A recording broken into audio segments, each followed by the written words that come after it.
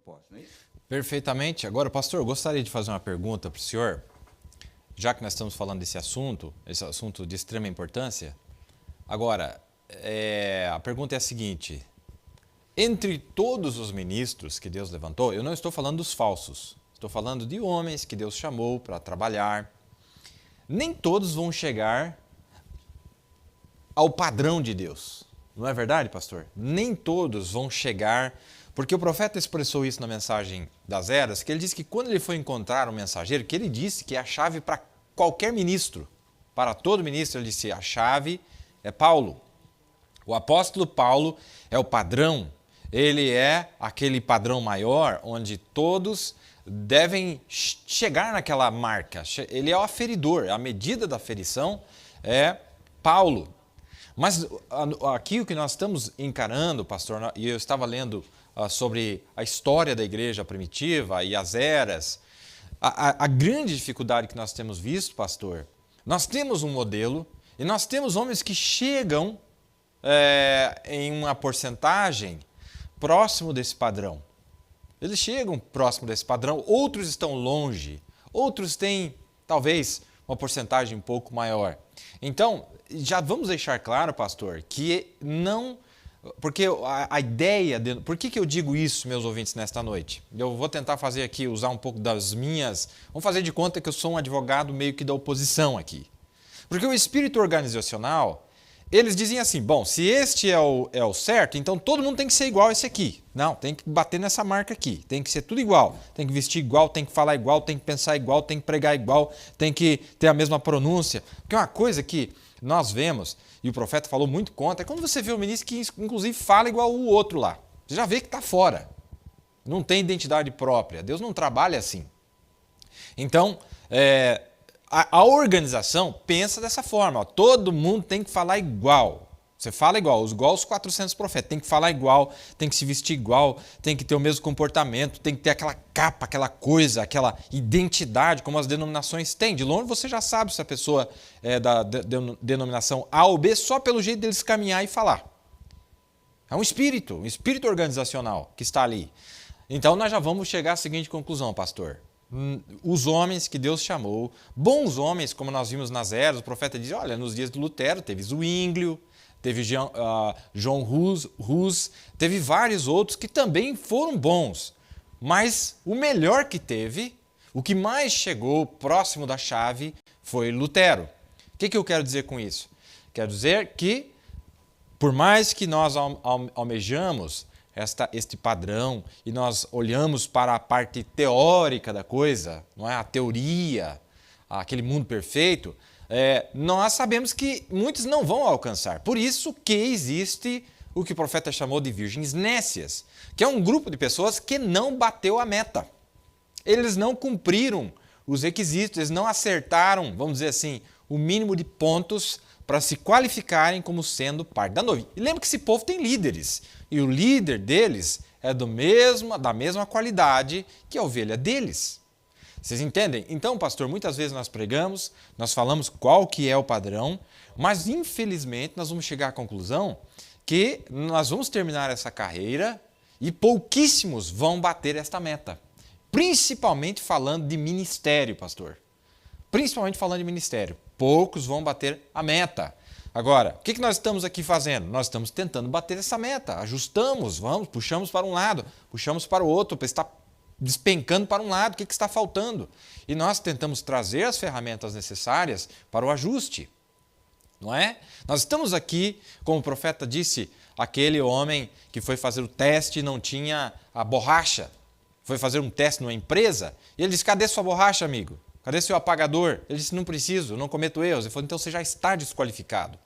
Se você não comete erros, você já está desqualificado. Eu não quero esse tipo de gente aqui. Não é isso que nós estamos falando, pessoas que erram.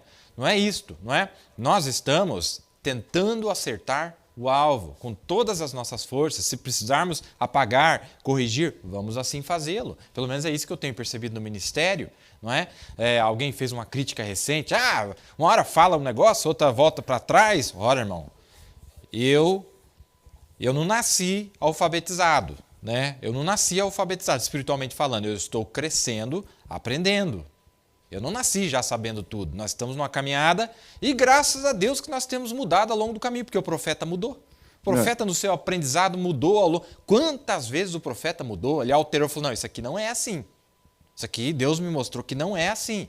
Inclusive a alma, o espírito, ele dizia que era o espírito e depois a alma. Vocês lembram disso, né? Depois ele disse que o cavaleiro do cavalo branco era o Espírito Santo. Várias coisas. Várias coisas. E muitas coisas ele nem falou nada que ele tinha corrigido. É você que tem que captar. Não é, pastor? O profeta disse que eu prefiro estar com um homem que erra 100 vezes e acerta do que com aquele que erra uma vez e não tem a virtude de se consertar. Foi o que o profeta falou.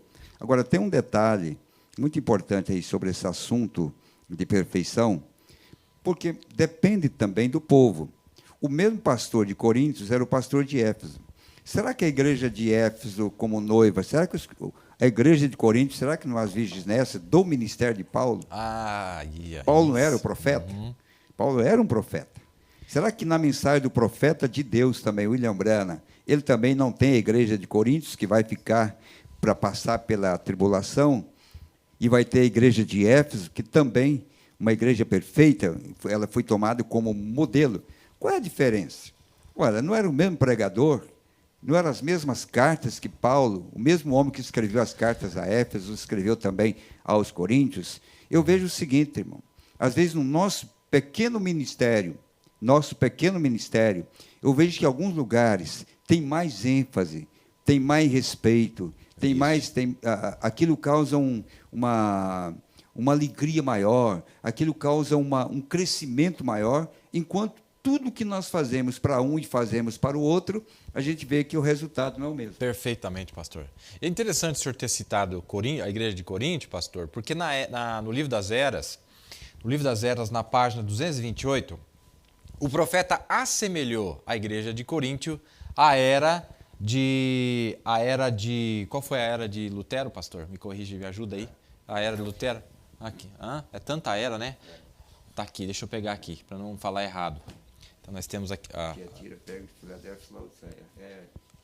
Tiatira, a era de Tiatira. Ele assemelhou a era de Tiatira à igreja de Corinto.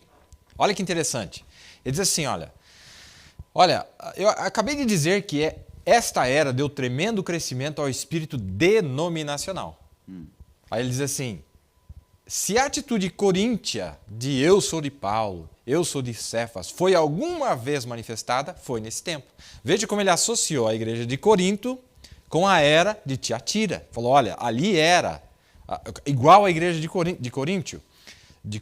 Ele disse, olha, havia luteranos, russitas, o grupo de Zwinglio, tal fragmentação do corpo foi deplorável. Eles estavam vivendo um nome, porém estavam mortos, certamente que estavam mortos. Eles morreram no instante que se organizaram. Os grandes grupos se organizaram e se uniram em matrimônio ao Estado. Era isso que faltava. Eles se acabaram. Aqui estavam aqueles luteranos que haviam criticado a Igreja Romana. Eles conheciam a injustiça das uniões políticas e espirituais. Todavia Lutero, olha isso aqui, igual quando Pedro se desequilibrou por causa dos judaizantes, quis agradar os judaizantes. Olha que interessante isso aqui, pastor. Ele está comparando Lutero com Pedro.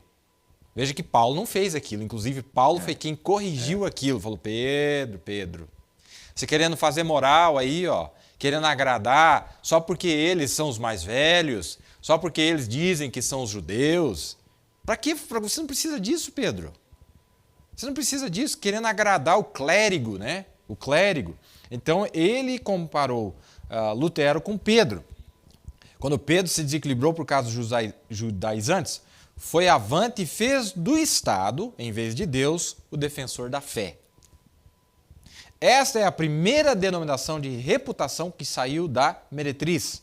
Porém, quando Lutero morreu, não demorou muito até que uma hierarquia igual àquela surgiu, igual àquela que ele tinha combatido. Olha que interessante, pastor. O que seria esse Estado hoje para nós? Esse Estado, essa ajuda do Estado, pastor. Se nós tivéssemos que traduzir nos dias atuais, eu creio que daqui a pouco nós vamos falar nisso, né, pastor? Sim, com certeza. Qual que seria o equivalente?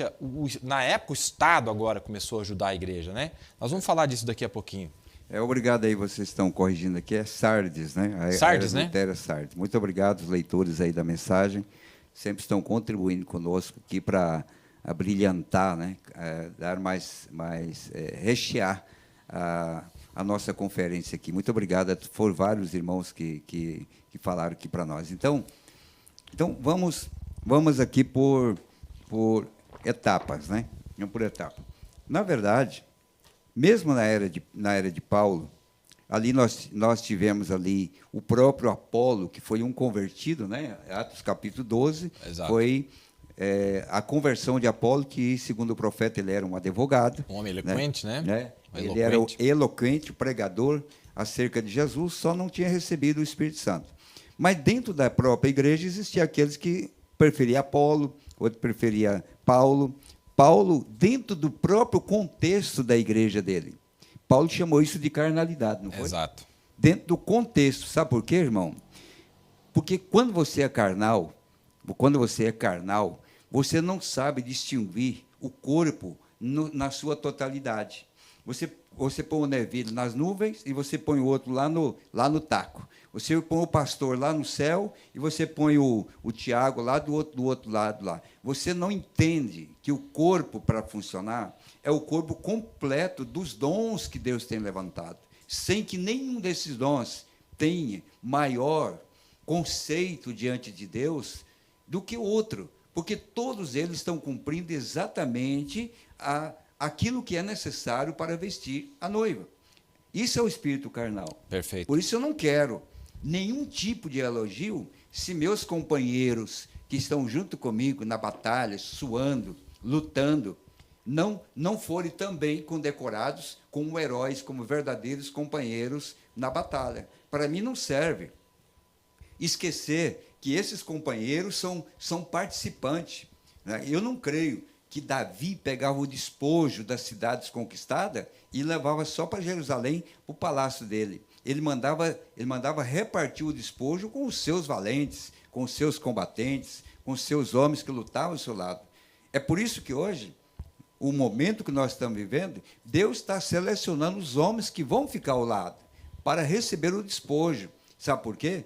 É porque existe uma distribuição justa. Um verdadeiro pastor, o ancião da igreja, ele tem que ser justo para reconhecer o trabalho individual de cada dom que Deus tem levantado. Isso engrandece o nome do Senhor Jesus Cristo num trabalho conjunto. Você viu que Jesus, por exemplo, nunca tomou glória para si mesmo? Ele não tomou glória para si. Ele disse, olha, quando vocês fizerem a um desses pequeninos, a mim me fizeste. Ele poderia ter se colocado em primeiro lugar, ou crescer, ou ser um grande homem, que ele era Elohim, e, no entanto, olha o espírito que tinha em Jesus. Era o espírito de reconhecer os dons que Deus realmente estava levantando ao seu lado, que fazia parte do seu próprio caráter, do seu próprio ministério.